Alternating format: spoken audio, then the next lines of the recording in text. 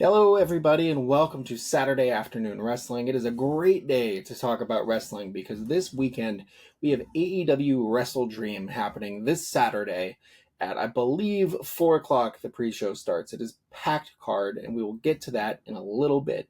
But first, wanted to take a second and recap because last week I did not post a show. I did not get the chance to record one. I was out at the LA Comic-Con most of the weekend. And it's okay. It's not like anything major happened. It's not like there was an entire WWE Premium Live event. It's not like The Rock came back. It's not like CM Punk and Drew McIntyre had one of the best matches in WWE in probably the last 10 to 15 years at least. It's not, it's not like AEW finally signed and announced their new media rights deal, which is over $180 million a year to appear on TBS, TNT. Potentially they're working with another network as well, and all of the AEW pay-per-views will be on Max. New ones will be at a discounted rate. They haven't really gone into that yet, but suffice it to say, it was a busy few weeks, and so I apologize for not having anything last week, but this weekend we've got WrestleDream, and before I hit that, I want to just go through a couple things I have written down. I don't have the 2 whole weeks written down. That would take way too long. I'm not trying to keep anyone, way too long. So before anything else, before we go further with anything, I just have one thing I need to say first, and that is get well soon, Luchasaurus, aka Killswitch. He is apparently really not doing well with, I believe it was pneumonia in both of his lungs. Just something crazy like that. He apparently had to be rushed to the hospital, collapsed at his house last week. Very scary stuff. I hope everything is okay. Obviously, medical stuff when it comes to wrestling, companies kind of pick and choose how much they're going to reveal. I think that's probably for the better. We just got word last week as well that Keith Lee was not yet cleared to wrestle. Not yet medically cleared, I should say. No one really knows what's going on with him either. And so just a reminder, we need to appreciate these guys, but more importantly than that, we need to remember that they have lives outside of wrestling. They have lives and families outside of wrestling. And if Keith Lee, isn't medically cleared, it's pretty like awful to run to the comments and be like, what a bust, what a terrible signing, blah, blah, blah. Like, I don't think people were doing that with Bray Wyatt when he was missing time, and then we all know how that tragedy unfolded and what happened, and I just think we need to be a little more selective in that. There's no need to comment on everything. Was not trying to get on a soapbox there. I'm sorry. I just wanted to say, get well, Luchasaurus. Even if he does not come back to wrestling, if he cannot come back to wrestling, I just want him to have a happy, healthy, full life. I don't want any medical complications, anything like that. I just want him to make a full recovery. Whether he comes to wrestling or not is a bonus as far as I'm concerned. It's about him being able to have a high quality of life and recover from whatever this is, because that's terrifying. I cannot even imagine just like standing in the kitchen and collapsing. So really, all the positive thoughts out to him and his family, and to Keith Lee and whatever medical issues are impacting him still too. Those guys are obviously huge talents that are very missed, but like I said, the wrestling is secondary to them being okay. Bit of a shifting gears here, but here are the notes I have from the last week and a half or so. Everything going on in WWE. We'll get to the AEW stuff, obviously, with the WrestleDream preview. So really quick, here we go. Bad Blood was last Saturday, which already feels like an eternity in wrestling fandom with how fast things are moving. But I had a couple notes about Bad Blood that I really wanted to go over. And the first one is that CM Punk and Drew McIntyre had their Hell in a Cell match. It was incredible. It was an incredible match. If you have not gone back to watch it yet, it is insane what the two of them did. And it is actually now a 5-star match, according to Dave Meltzer. He gave it 5 stars this week. I should have looked it up, but I didn't. I don't know when the last WWE 5-star match was. I should have looked it up, but either way, does not happen as often as you would expect with the talent that WWE has. So this is a big deal. Obviously, your mileage on the star system and Dave Meltzer will vary. but it's interesting to see this get 5 stars, especially given, you know, Punk's history with AEW, Meltzer's seemingly ties to AEW. So it's interesting that this would get it, but it more than deserves that type of accolade. There was also a big return, 2 big returns at Bad Blood. One that went amazing and one that maybe not as expected. We'll go that first. In the Liv Morgan Rhea Ripley match for the women's title, Raquel Rodriguez made her return from injury and aligned with Liv Morgan in the Judgment Day and took out Rhea Ripley to help Liv Morgan get the win. And the crowd was not super feeling it. And that's like my worst nightmare. Like that's probably 90% of why I could not be a pro wrestler, is the thought of going out there to just silence. Like it makes me so nervous. Like, you know, you feel like, for that person, like you're watching someone go through something like that and it's just killing you. But hopefully that continues to improve and get better. I think having Raquel as muscle for Liv Morgan and having her in the Judgment Day will be a positive in the long run, but really felt like a misstep here to do this now with this feud being as hot as it was, focused just on Rhea, Liv, and Dominic. Like, they didn't need more people to make it a hotter feud. It was already probably the hottest or second hottest feud in the company, depending on how you view it, versus Punk and Drew.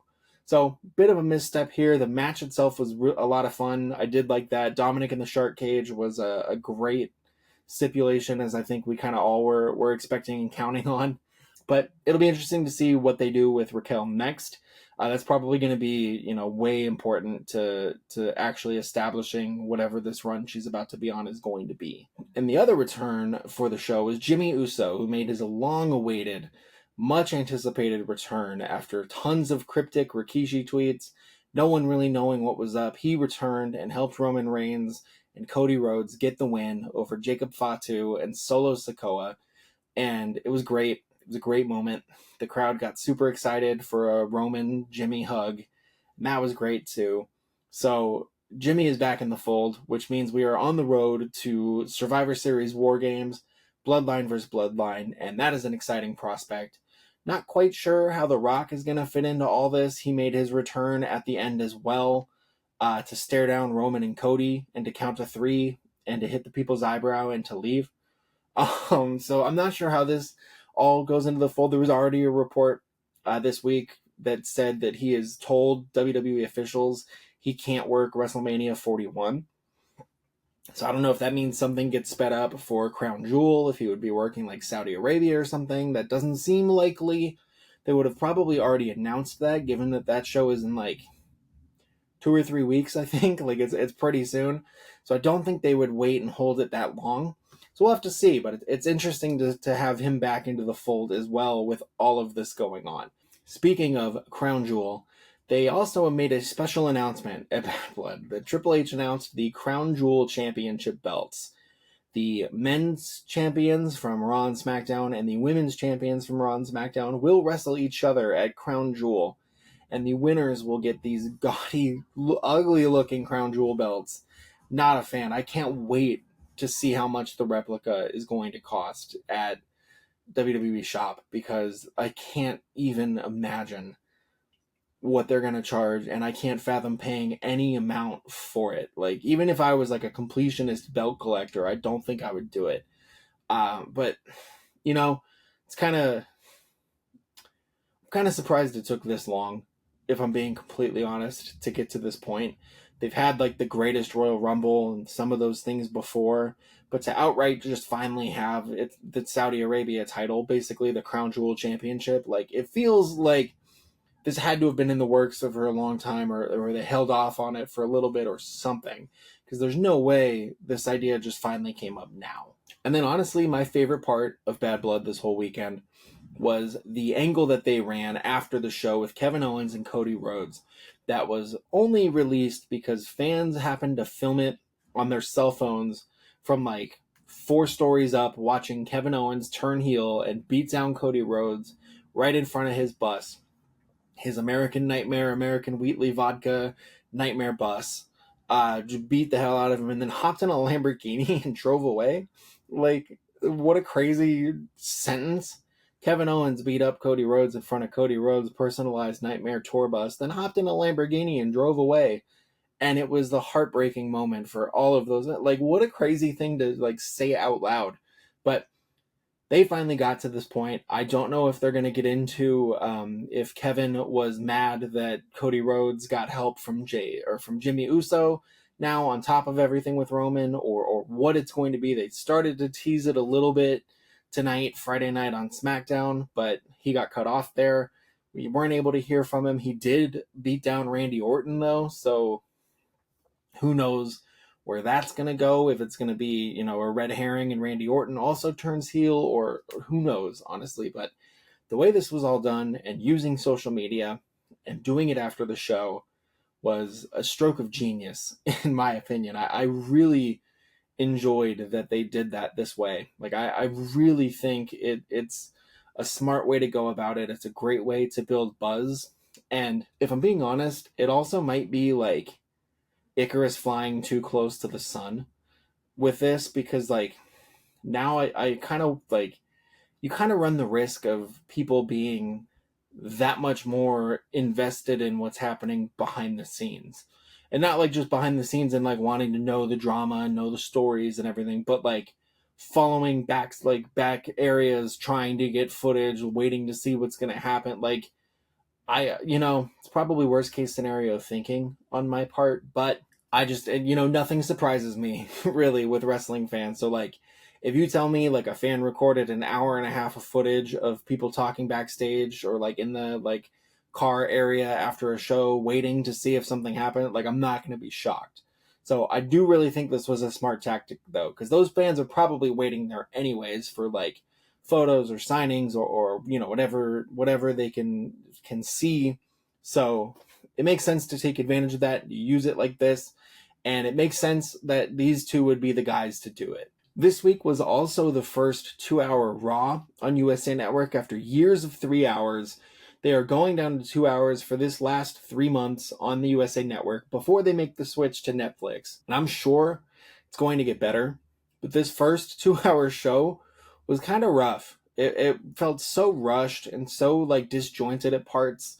The whole night there were entrances that were cutting people off. There were, tons of timing things. It just felt rushed, and that I don't think was any more noticeable than it was with this 10 women's tag match that they did, that just felt like old school Divas era WWE booking. Like, it felt like they were like, man, we only have 2 hours. What do we do? I don't know. We got to get a women's match on the show. Well, let's put 10 women in one match and just kind of like give them 5 minutes, and that way we can say we got 10 women on the show. Like, it felt like that backwards logic, like for the first time in a long time. And I'm hoping that it's just a result of just the circumstance that they were in. It just happened this way this time, and it'll be corrected going forward. But it was a little weird. I can't lie. It stood out to me like a sore thumb as I was watching the show. I was like, 10 women tagged, like, this feels like a throwback in like not the right ways. So we'll see what happens from here. But that was something that definitely stood out to me. And then another presentation change that has had a different effect with me is this NXT on CW rebrand. Everything about it has just about been a win in my eyes. The black and white presentation, even the images that they're using, like for the card and for the match previews, these black and white images on the show and on social media are just so clean. They look so nice. It's such a nice, simple, modern design. And the show has been great. I think the presentation on CW has been nice. I think everything in the 2 arena shows was done very well. Finally, we got Stephanie Vaquer making her long-awaited debut on television, coming to help Julia. It looks like it'll be Stephanie Vaquer taking on Ren Sinclair next week for her first match, which will be very cool to see as well. And overall, it's just been such a win in my eyes. They've done it so well, and they've handled everything very well. And now we get next week as well a Javon Evans, Ethan Page Wesley triple threat match with the winner getting a shot at the new champion Trick Williams in a couple of weeks as well. As always, not a lot bad I can say about NXT. I continue to be the one saying NXT is like the best wrestling show on TV every week.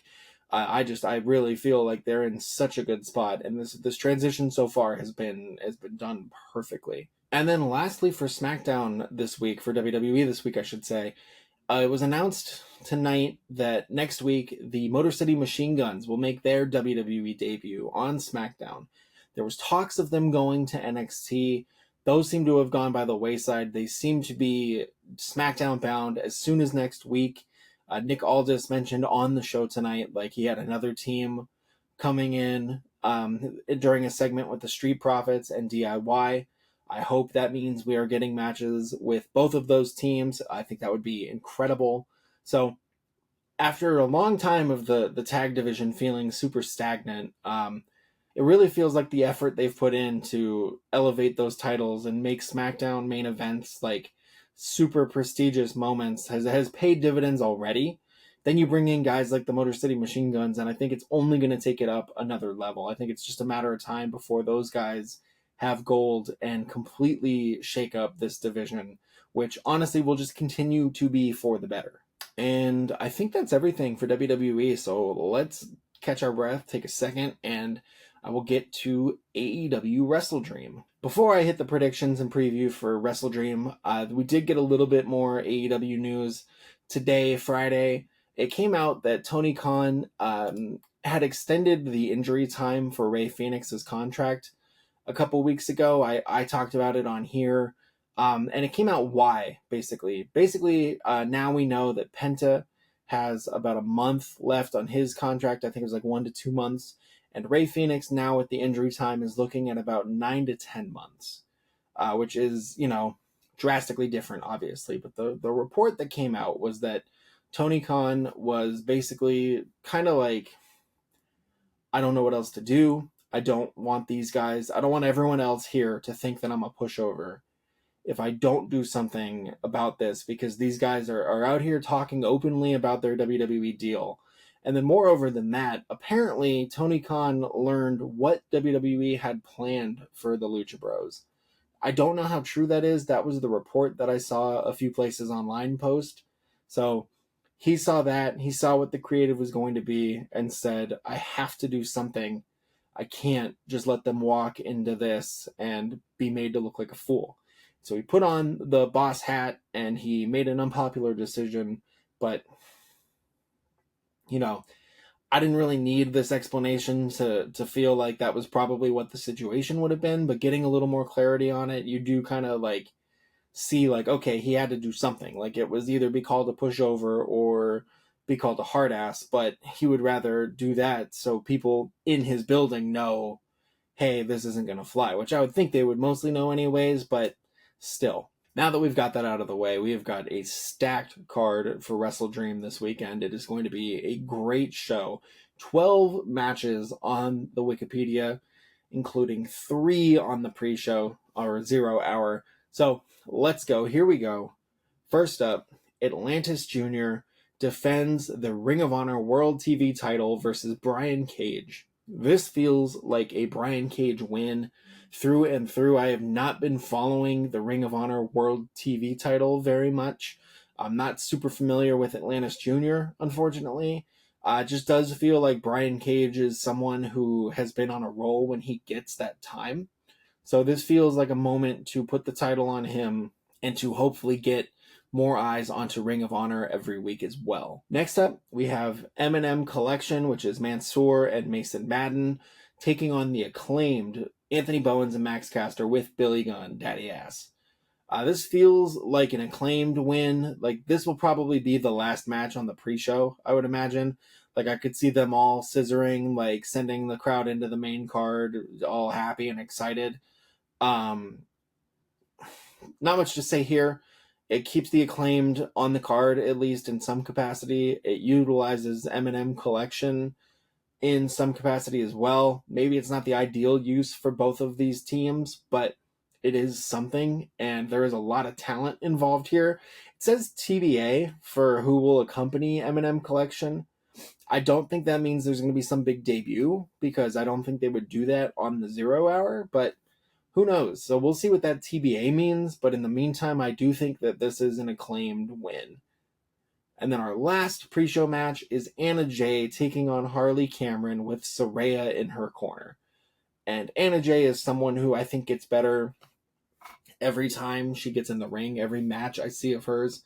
And she's recently done a couple stints in Japan that have seemed to work wonders for her ability and her confidence, more importantly. Like she is wrestling like a completely different person in terms of the in-ring confidence that she has in herself. And it's showing a lot. And so I think this might be the start of the Anna Jay build towards something. I don't know if it would be a huge storyline or a title shot or what, but this feels like an Anna Jay win, and we start building momentum for her to whatever is going to come next. Next up, we have got on the main card, the opening match according to Wikipedia is Mark Briscoe defending the Ring of Honor World Championship against Chris Jericho.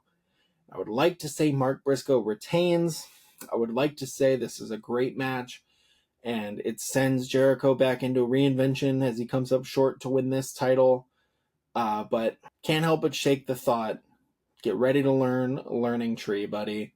Like, it feels like a Jericho win. It feels like sometimes they throw titles onto him to either get the heat back onto the title, to get eyes back onto the product. They've done it with other titles before. It would not surprise me. Mark Briscoe has had a good run when he has had the matches, but he's also been on AEW TV a lot as the Ring of Honor champion. Like, when he has matches defending the Ring of Honor title, don't get me wrong, he's been incredible, but feels like this is going to be a Jericho thing, and either they send all of the learning tree over to Ring of Honor for a little bit, or we get kind of the same thing as the Mark Briscoe run where he pops up there occasionally, and then there's a lot of time on AEW television as well. Neither would really surprise me. If Jericho wins, I would probably prefer he spend more time in Ring of Honor with this learning tree gimmick. I don't need the 10-minute like talking segments every week. I would be okay with like one a month maybe. So we'll see, but I unfortunately do think this is going to be a Chris Jericho win. Mark Briscoe, what a moment to win that title. I think he will have a great match here because he kind of just is a big match performer. You just put him in any situation and he's going to absolutely rise to the occasion. And I don't necessarily think that this is going to be the exception. I think that standard will continue. Next up, we've got hometown wrestler Darby Allin taking on Brody King one-on-one.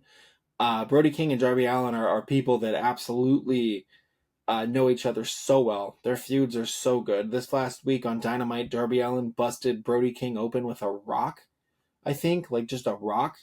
And Brody King like bled like a faucet. Like, I don't know if it was like a super strong rock or what, but these are two dudes who always have good matches, and even more than that, they have good encounters together. Even if you just put them in like a gauntlet match or a battle royal and they have like a 30-second, 60-second spot, it's something memorable. I feel like this is going to be a Darby Allin win because it is in Washington. It will be that hometown pop. I don't know how many of those we're going to get on this night. We will get to that with the main event. So it would not surprise me if this is a Darby Allin win to kind of pop the crowd and get that hometown treatment. And then speaking of hometown treatment, not listed here on the match card, but advertised for the show is the return of Swerve Strickland. And lately, his manager, Prince Nana, has been in backstage vignettes and run-ins with MVP and Shelton Benjamin. And Shelton Benjamin and MVP have been recruiting Swerve Strickland basically through Prince Nana and trying to say like he needs to dump you and come with us if he really wants success. I feel like this is a spot where you bring back Swerve and he talks to the crowd for a bit and tries to talk about what's next, and he gets attacked and laid out by Bobby Lashley and this new iteration of, I don't know, the Hurt Corporation, Hurt Incorporated, whatever they're going to call themselves. But that's a money feud. If I could get 3 or 4 matches of Swerve and Bobby Lashley, like, over the next couple months, I'm gonna be psyched. I can't lie. Like, I'm ready for Swerve to be back. I'm ready for Bobby Lashley to be all elite. I'm ready to see where this is all going. It's gonna be great. Sign me up. Next up, we have Jack Perry defending the AEW TNT title versus Shibata. This feels like a Jack Perry win. I enjoy seeing Shibata get this increasing role. I think he's someone that is underutilized a little bit. I don't like that his whole gimmick is basically like he types things into his phone and to translate, and that's about it. I think he's a hell of a wrestler, and he's another one who continues to get better every time I see him. I should say. Sorry, I'm like tripping all over my words. I feel like he gets better every time I see him, and so I think these two guys have the potential to put on a sneaky banger here. Like they could be incredibly good, and it could be flying under the radar a bit. So I think this is going to be a really good match for him. But I think Jack Perry retains, and then we go on to see what is going to come next for him. And next up, we have the triple threat match for the AEW International Championship. It is Will Ospreay defending against Ricochet, defending against Konosuke Takeshita. That's going to be incredible. Like, you just take three guys that just are built like absolute freaks and that can do incredible things and just turn them loose in a match together for 20 minutes. Like, this is going to be an incredible match. This, like, I probably sound like a broken record saying this about Ospreay matches all the time, but like, this feels like it might be one of the matches of the night. I'm looking at another match that'll probably be the match of the night for me, but this is going to be incredible. I think it's hard to predict. I think this is going to be a Takeshita win. If I had to be completely honest, they've teased him going after the Continental title and Okada a bit, but I think the story of this match is going to be Will Ospreay essentially leaving the Don Callis family and that whole storyline, and I'm kind of expecting like a Kyle Fletcher turn, or they dump Kyle Fletcher and Ospreay out of this, but like it feels like there's going to be like some type of betrayal here to help Takeshita get the win.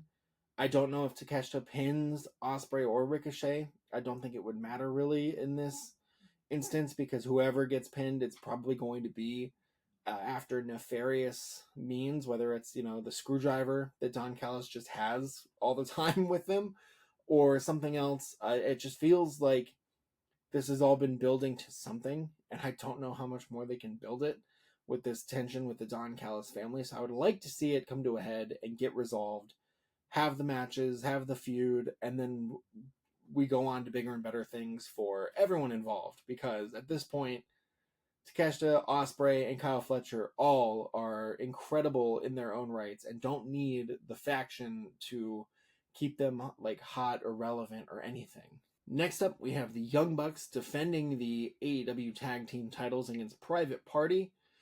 Very excited for this match. I'm excited to see Private Party get this opportunity. Jon Moxley said it a few weeks ago that it feels like they've been doing the same thing for 5 years. Which is kind of jarring to hear and to think about, but it's also kind of true. I don't think they're going to be the team that beats the Young Bucks here, but I think they're going to have an incredible match.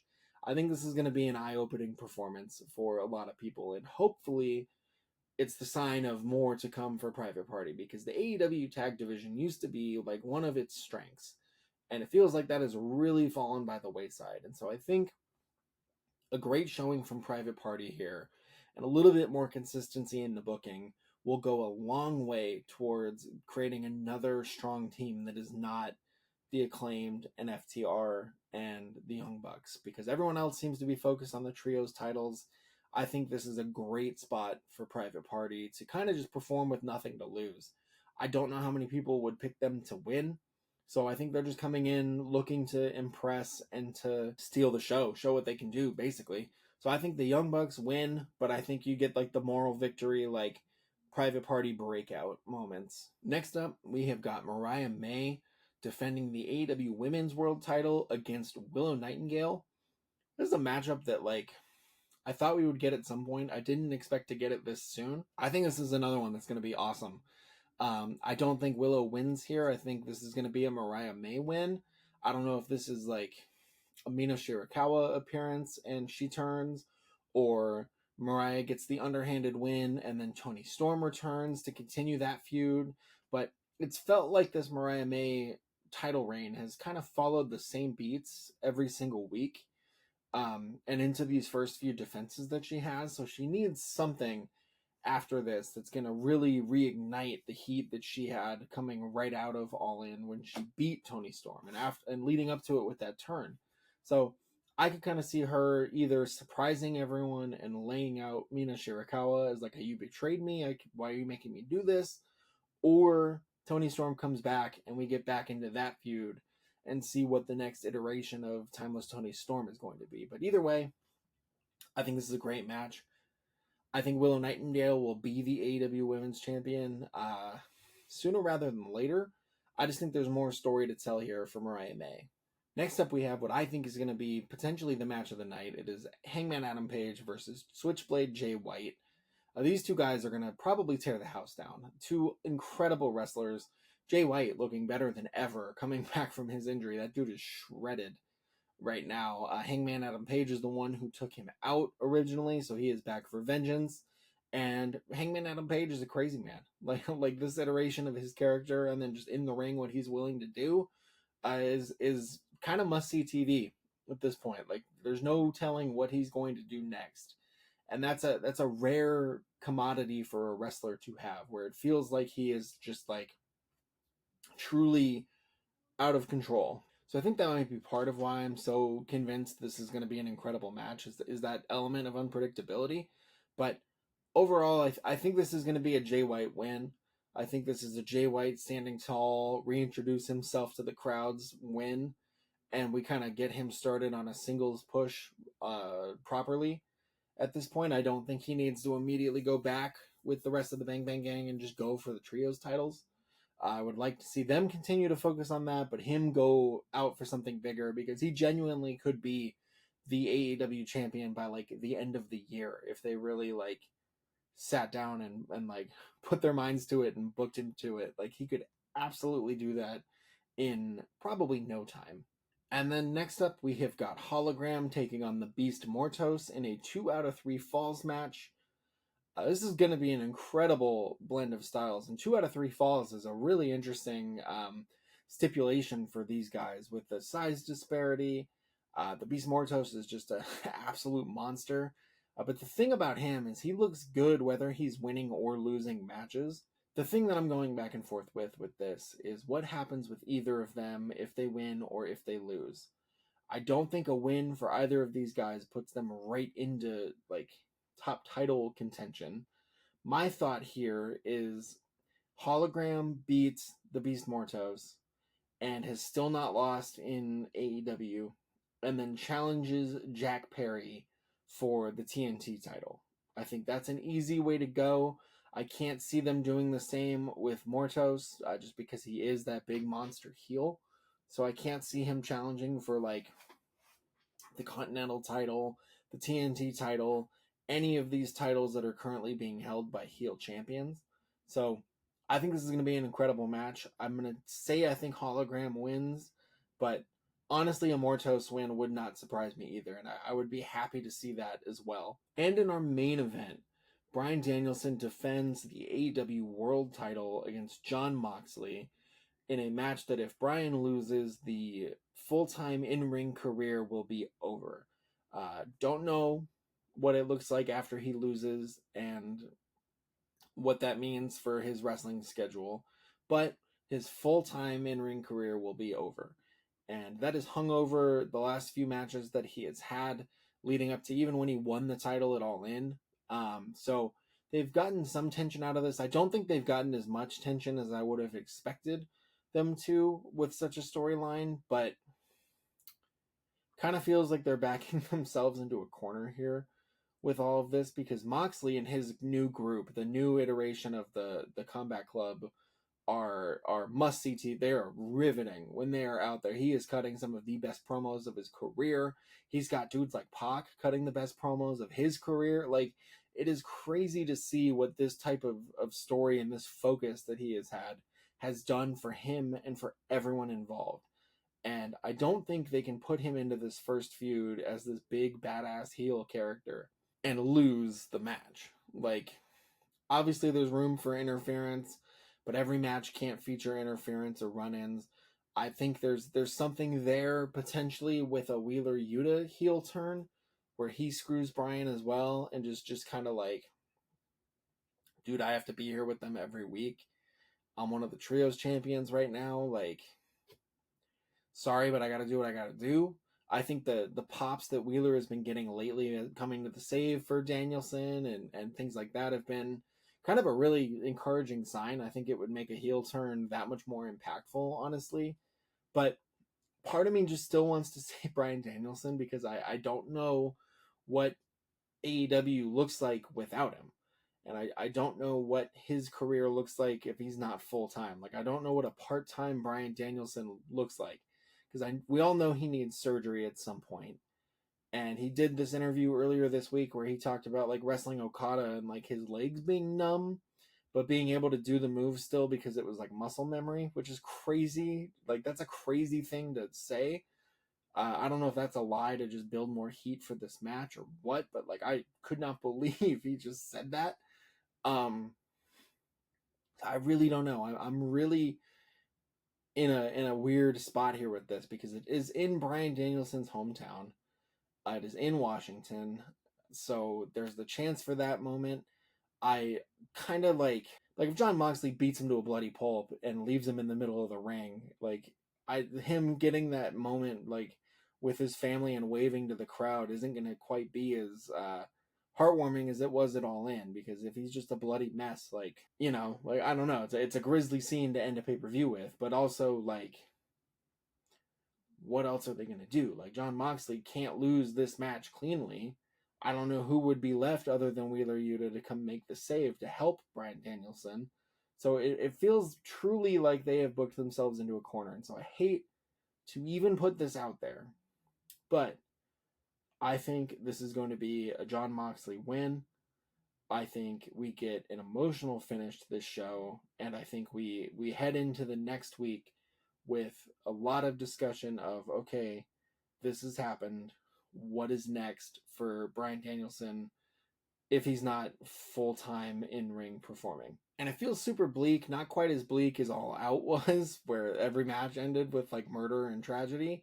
But I hate to say it, because I do think this run for Danielson has been something special.